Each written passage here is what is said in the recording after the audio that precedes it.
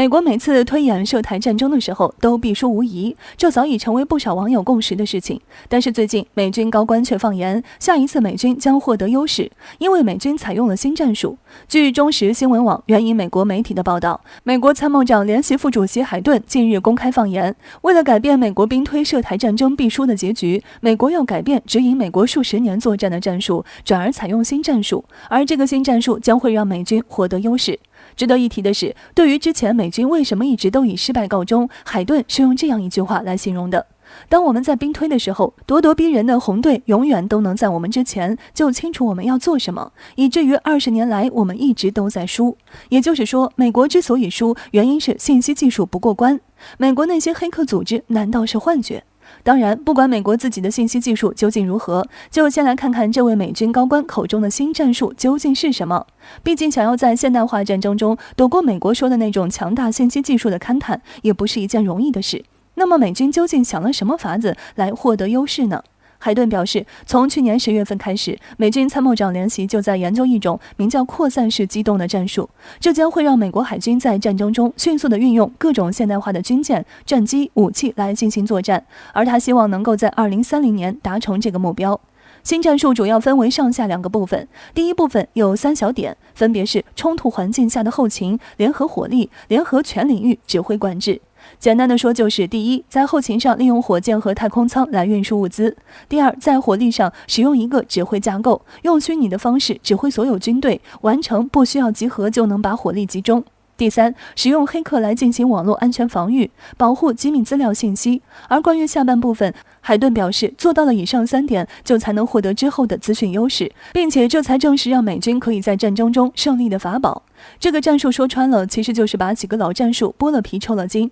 捏吧捏吧的组合在一起组成的。美国想要用这个战术获得优势，不说其他的，光是后勤一项，没有个10年8年的，美国也做不出来，更不用说其他几个项目原本就是信息技术下的基本要求。总结一句话，美军这就是放了个氮气而已。最后必须要说的是，美国突然蹦出来搞这一招，是不是代表着美国依然没有放弃插手台岛，在中美天津会谈后把中国警告直接无视了？如果这个猜测是真的，美国看来是必须要打一顿了。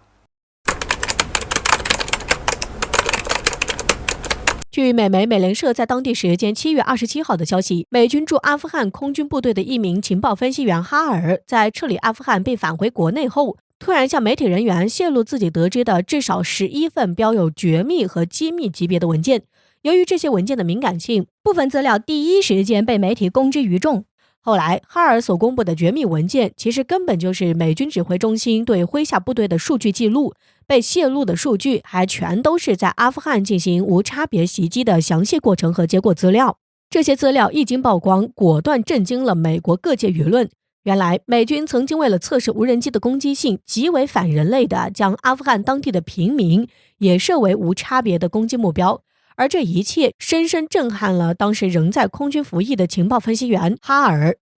据哈尔自己介绍，是因为目睹了在阿富汗发生的一切，因此深感良心不安，最终决定在回国后主动向媒体揭露事实真相，揭发美军用无人机屠杀平民的丑闻。然而就在此事传得沸沸扬扬之际，作为主动爆料人的哈尔却神秘消失了。随后有美国媒体发现，哈尔此时居然已被美国扣押拘捕，而理由是泄露国家机密。不得不说，这种行为就很美国，一点都不出所料，在外制造舆论风波，炮制他国吹哨人事件，结果轮到自己出现吹哨人，就第一时间迅速封口，似乎也是为了快速转移视线。美国当局十分熟练地开始对哈尔进行舆论抹黑工作。据美联社提到，美国司法部门对外声称，哈尔很可能涉及到了向极端组织输送情报信息，导致美军无法有效剿灭这些组织，进而造成很多的人员伤亡。十分讽刺的是，就在美军无人机屠杀平民的丑闻曝光前一天，美国公开表示，美军士兵自杀率上升是因为中国的军事压力导致的。如今这名良心发现的士兵被抓捕，却可以看得出来，到底美军士兵的自杀是因何而起的。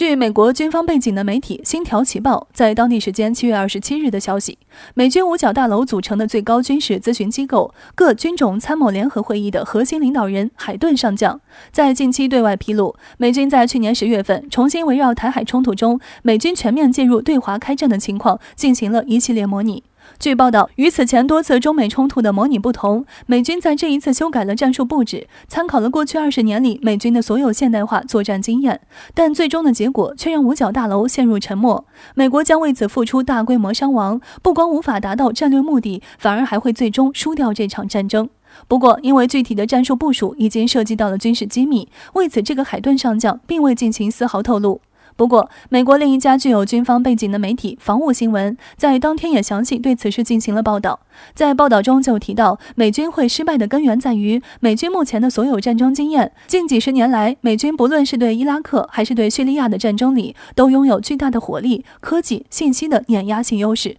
而由此产生的经验却无法有效应对中国。防务新闻认为，长期的治安战争严重弱化了美军的作战能力，长期的依赖于传感器和体系作战下的情报数据，信息化支援已经成为美军士兵作战的一种习惯。但问题在于，对中国的推演中，美国的卫星不会长久存在，反卫星武器将很快摧毁美军的卫星网络，美军依赖的情报网络也时常受到干扰和破坏，这直接弱化了美军的真实战斗力，根本无法掌握战场主导权。为此，在推演中，尽管美军修改战术部署，但结果却仍旧悲惨。这样的结局直接颠覆了美军过去几十年里积攒下来的战争经验。实际上，在台海问题上介入，随后中美正式开战的模拟兵推，美国五角大楼已经进行了3年。其中美军得到的唯一经验，就是在面对中国时，美军不能大规模集结，否则远程打击会让美军损失惨重。但问题又在于，如果兵力过于分散，很可能导致解放军获得局部的战术优势，各个击破。这一点让美军束手束脚，而美军自身又因为装备老旧，冷战结束后的大批装备急需淘汰，但下一代装备却更新速度缓慢，这导致美国正在逐步失去原有的部分技术优势，这也进一步加剧了美军的焦虑情绪。在现代大国的战略中，核武器通常被当作一种进行战略威慑的武器，或者也可以当作一种对敌威慑战略。而想要一个国家真正形成核威慑能力，绝对不是我赌你不敢打，而是你敢我就敢立马回击，且必定会让你损失惨重。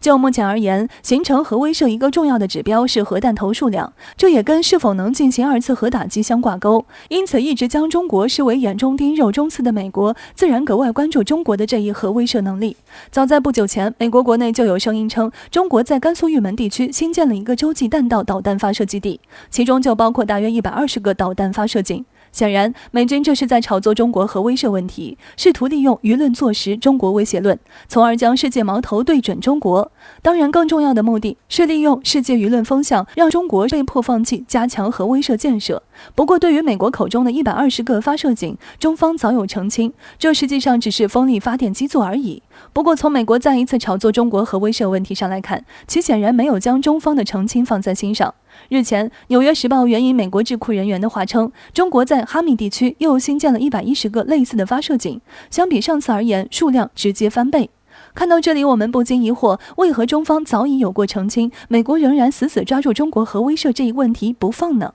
从核弹头数量上来看，中国拥有的几百枚核弹头同美国的几千枚相比，简直是小巫见大巫。分析人士指出2个主要原因，其一是现如今美国已然将中国当成了主要的战略竞争对手，随着美国挑衅的加码，中美两国爆发冲突的风险也急剧上升，而核武器也就成为了大国战争取胜的利器。在美国不断扩核的情况下，其想当然地认为中国也会这么做。其二就是现在的中国完全有能力大力发展核武器这一大国重器，而让人关注的是，这一次美国的炒作或许倒逼中国触发核威慑的紧迫感。从美国的炒作来看，其很希望保持在核威慑领域对中国的领先地位。美国自信地认为，凭借这一能力就能够更好地压服中国。从这一点来看，中国确实有加强核威慑的紧迫感，因为我们最大的敌人美国很害怕中国发展这一能力，秉持着敌人害怕的我们就应该大力发展的原则，中国必须使出杀手锏来彻底打消美国挑衅的念头。只有这样，中国才能实现周边真正的和平，打碎美国的战争梦。